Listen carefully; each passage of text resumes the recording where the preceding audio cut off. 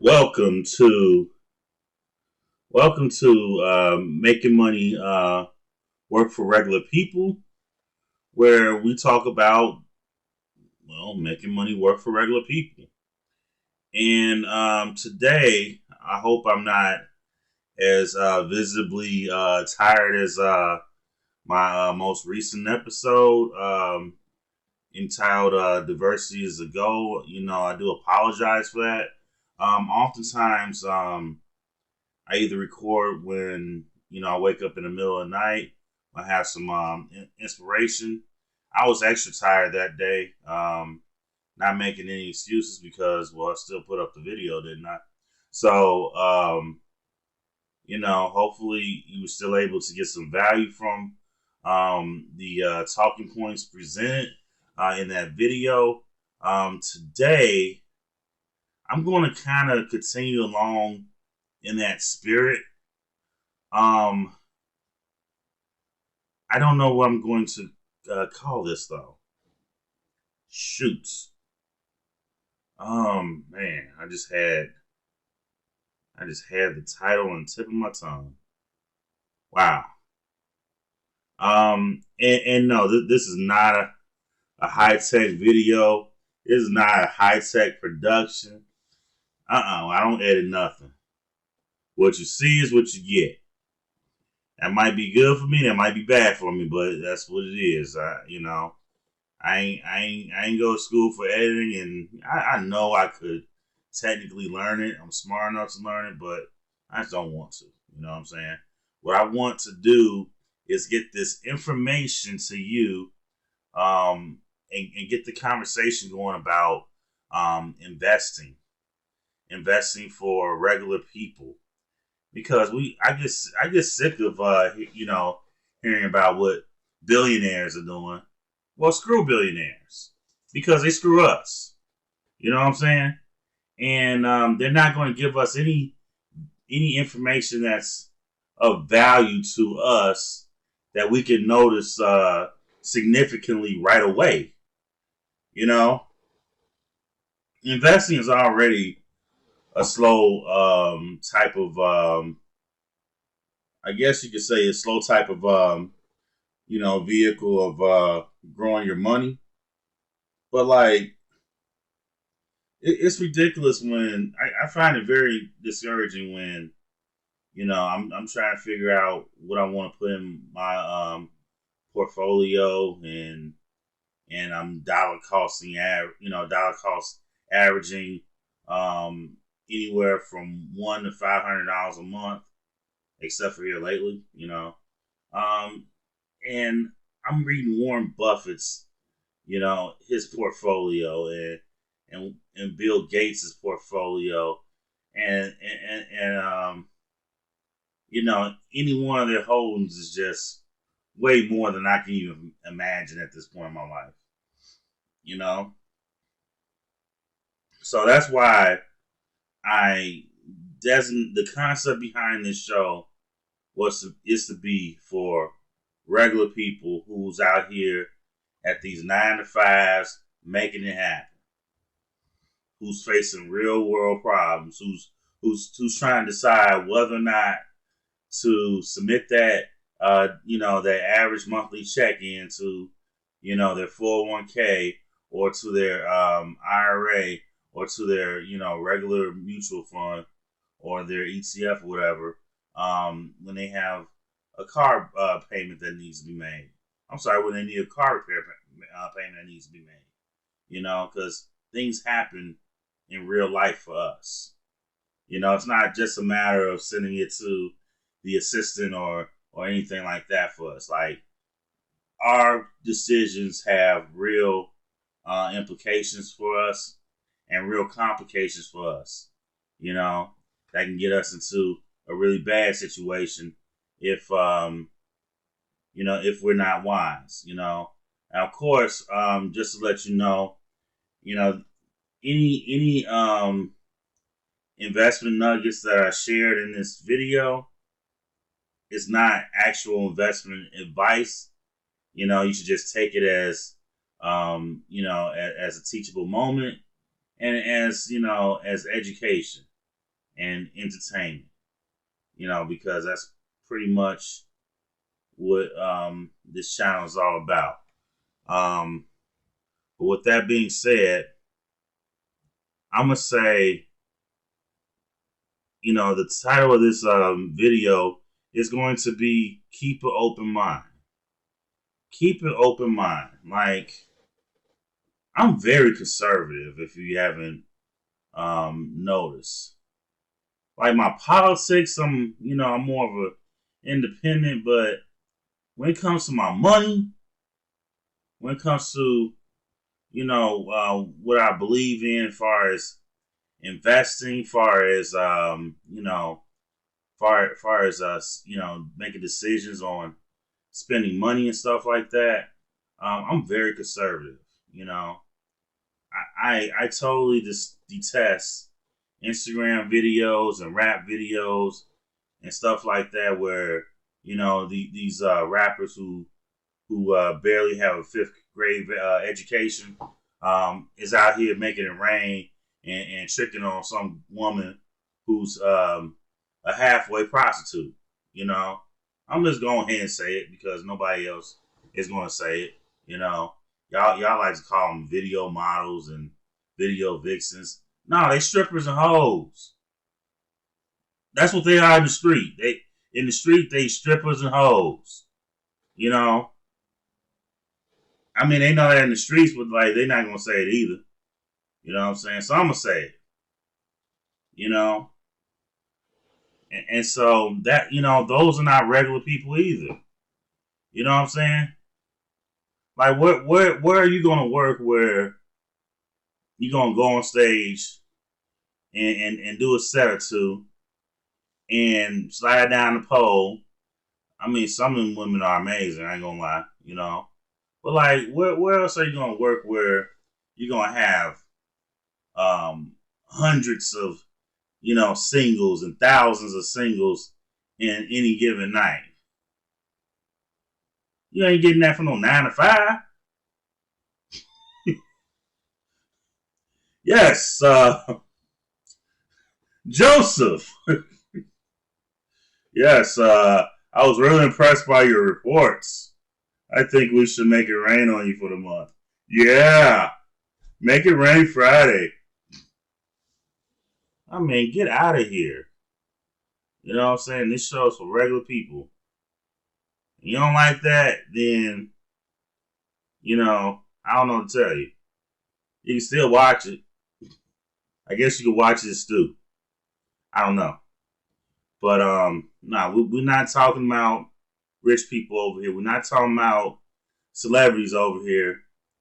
Unless it's just a mention of some sort. But we're not going to be idolizing people who were born with a net worth that we can't even understand. We're going to talk about us.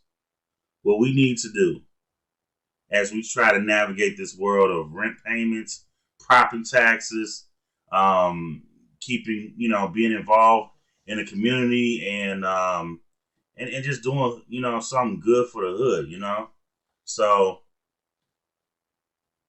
keep an open mind. And that's going to be the narrative for the next 5 to 10 minutes because I'm going to try to keep it short. I don't want to put nobody to sleep. So, number one in this theme of, keep an open mind. Keep an open mind on where you're going to live. I currently live in, I always tell people I live in Chicago, Illinois. But I really live out in the south suburbs. I'm originally from Chicago. Love Chicago. But, I like living in the suburbs better. At least where I'm at. Although I don't like this area for the schools, but I don't have to worry about it because I don't have children yet. But like, you need to keep an open mind on where you're going to live. Excuse me. Before I bought this house, I really thought I was going to house hack a 2-flat, and originally and live in the city. I just couldn't find a deal that wouldn't fall through or didn't work out in some kind of way. During that 2017, 2016 to 2018 period. It took me until August 2018 to buy this home. Okay, out here in the suburbs, and I'm happy with my purchase. But and currently I'm anticipating that by the time that house sells down the street, that I'm going to have over $110,000 in equity in this home. Okay, excuse me. So you know what I'm saying. So even though my plan didn't work out as I initially expected, had I not kept an open mind, I wouldn't, I wouldn't have opened myself up to the opportunity to, jump in such a good equity position.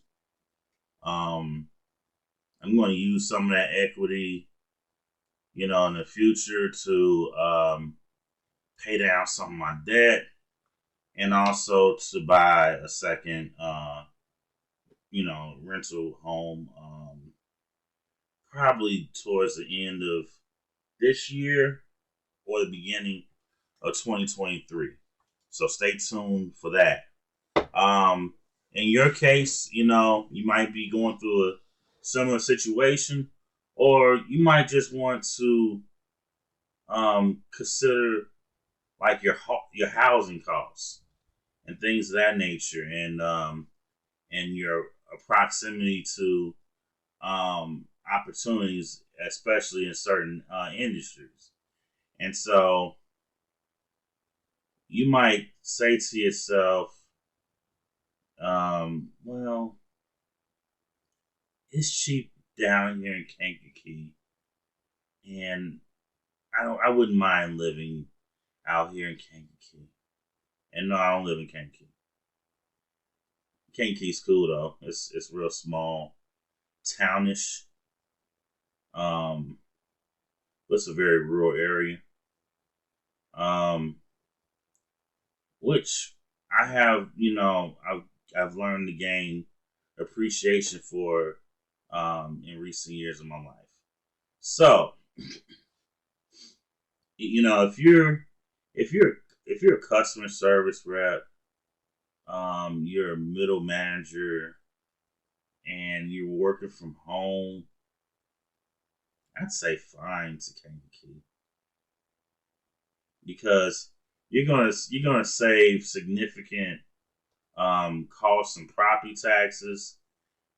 Chances are you're gonna live in a bigger home. You're gonna live in an older home though.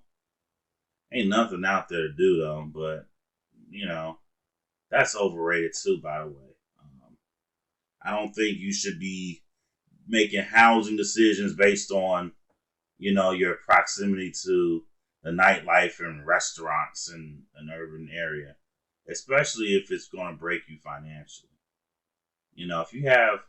If you're a bookkeeper or something like that, and you're working from home, yeah, go buy something cheap and big. Be happy. Have a bunch of kids too. But if you're like a grad student, you want to um you still gonna want to live close to campus. Um, that's just the decision that makes the most sense. If you're in certain industries that force you to have a proximity to the downtown area of Chicago, or or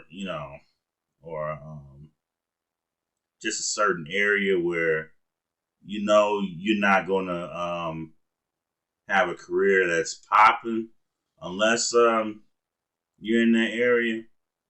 Then find then find as inexpensive housing as possible in a city that provides those opportunities for your career. So what else? So what else would I consider staying open minded on? So you need to stay open minded on. Um, you need to stay open. You know what I'm saying? Like, here's the thing. Yes, I am. I consider myself a channel, or I consider my channel, um, you know, as one that specializes in making money work for regular people. But like, I also introduce like the not so financial aspects that aren't really financial, but will affect your financial ability. Stay open minded on the type of mate you're gonna have. You know, if the woman that you choose is wonderful for you, or the man that you choose is wonderful for you and is good for you, treats you well, you know, is reasonable in expectations and responsibilities when it comes to sharing bills and stuff like that, and and has their thought process centered on planet Earth, and you guys are able to compromise and work through things and discuss your way into making good decisions, that's the one for you. You know, and it doesn't matter if that person is as attractive as your inner circle may expect you to hook up with and marry, or if they're a little plump, you know, like if you're attracted to them, then that's who you should be with. You know, don't go out here, don't go out here, you know, secretly liking fat women if you're ashamed to be around them in public, because you shouldn't be ashamed of what you like and who you like. You know, that I mean, yeah, that's a personal problem, but like that's really their problem if they don't like who you with. Do you like who you with? Is that person a good person? Is that person a reasonable person? Is that person, does that person want to help you, build an empire? Or does that person want, is that person's sole interest only lies in shoes, clothes, and food and shopping? You know, I personally do not recommend women whose whose primary concerns and thoughts are centered around clothes, shoes, food, and shopping, eating out. And when I say food, I mean eating out at restaurants. I don't care if it's McDonald's. McDonald's is more expensive than you preparing a meal at home. So I'm not, and then I'm not suggesting that you don't, go out and treat your girl either. Treat yourselves for a date at a nice restaurant, but like just keep your financial priorities, in focus whenever you make these decisions. Three,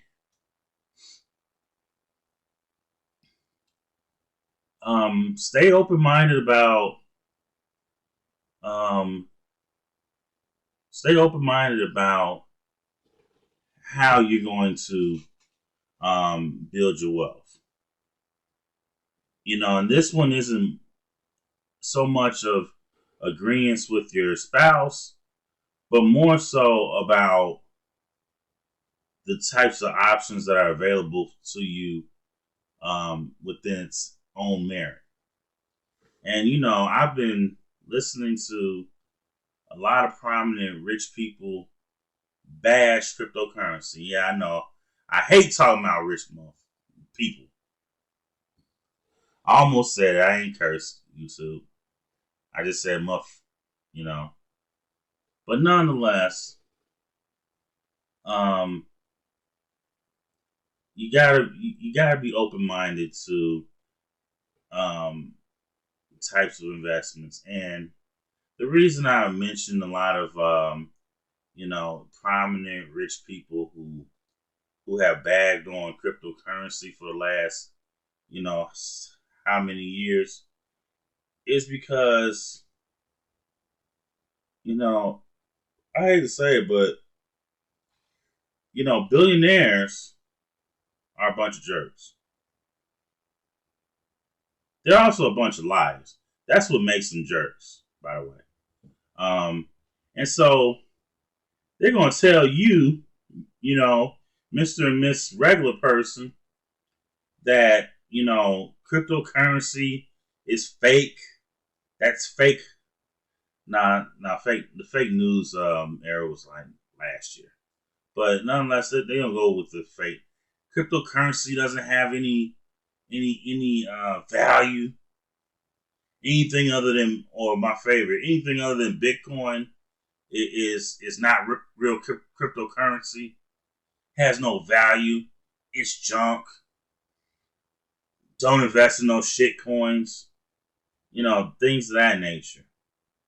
Like, whenever you see a billionaire really speaking, that against any, you know, anything financial, whether it's an idea or a concept or investment or currency, you need to, step back and do a thorough examination. Like, okay,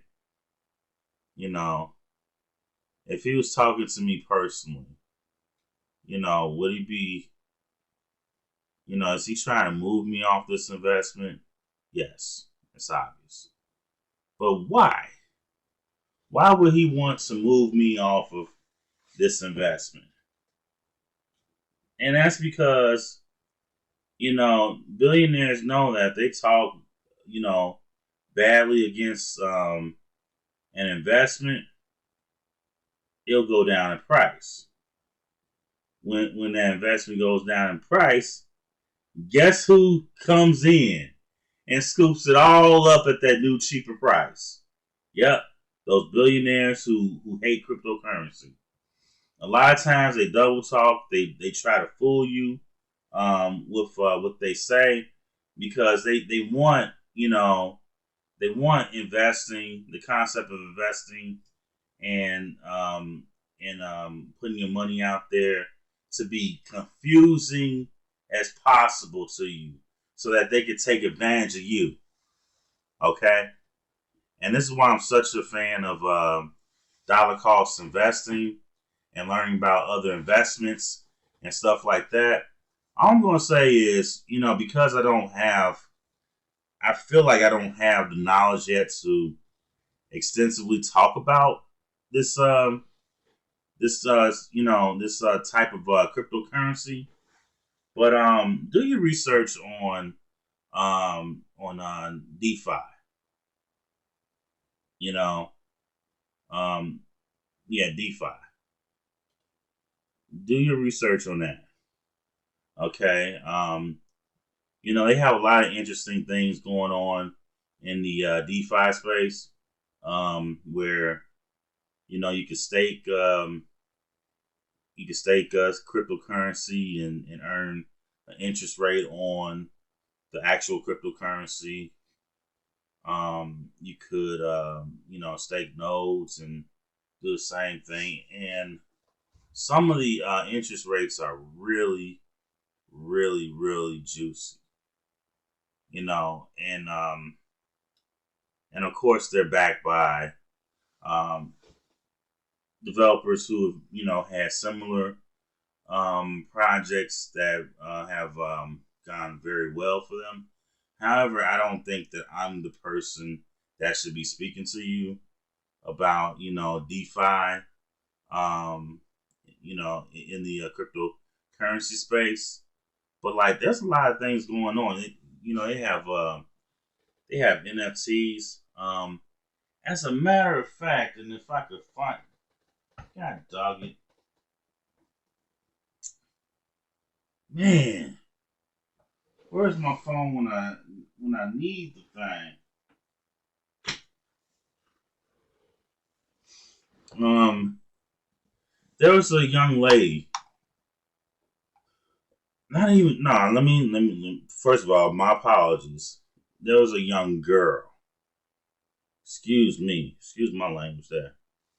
There was a young girl, a young black girl at that. Um, her name is Nyla. Um, I wish I remember her last name. Let me see if I can pull it up, and within a timely. Nyla Hayes. Nyla Hayes recently sold like 1.2 million of her own art as NFTs. Okay, and like the NFT space, not only does that space give artists a chance, to sell their art, in another, way, and um, utilize blockchain at the same time. But like this little girl is 12 years old. Okay, very very impressive. Um, Her NFT collection, for those of you who want to like check it out, is called the Long Necky Ladies, and like this is just remarkable from an artistic standpoint. And she's also an artist in residence for Time Magazine, if I'm not mistaken. I'm sorry, Timepieces. Well, yeah, same thing. Timepieces announces his first artist in residence, Nyla Hayes, and keep in mind she's 12 years old. Very remarkable. Okay, so yeah. So getting back to the topic at hand, you want to keep your mind open for ways you can invest. Um, but here's what I want you to do. I want you to get in the habit of doing your own research, reading your own white papers, and think and doing your research on stocks and stuff like that before making these decisions. You don't need an old rich white guy's permission to put your money where it might make you some life changing money. You know, and even our kids have the opportunity to use NFT art to generate an income. You know, that's just awesome. I'm not saying that it's going to automatically happen. I'm not even saying that your kids are going to be rich off of NFTs. But what I am saying is that there's a there's an opportunity to participate.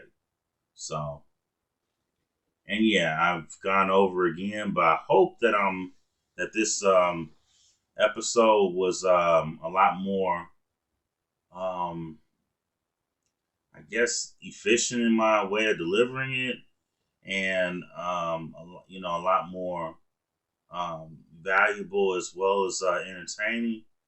Um, I have a feeling I'm going to redo this topic because I feel like I want to write out some more bullet points for things you need to be open minded on. And this might even be a recurring series of episodes. I'm not sure yet.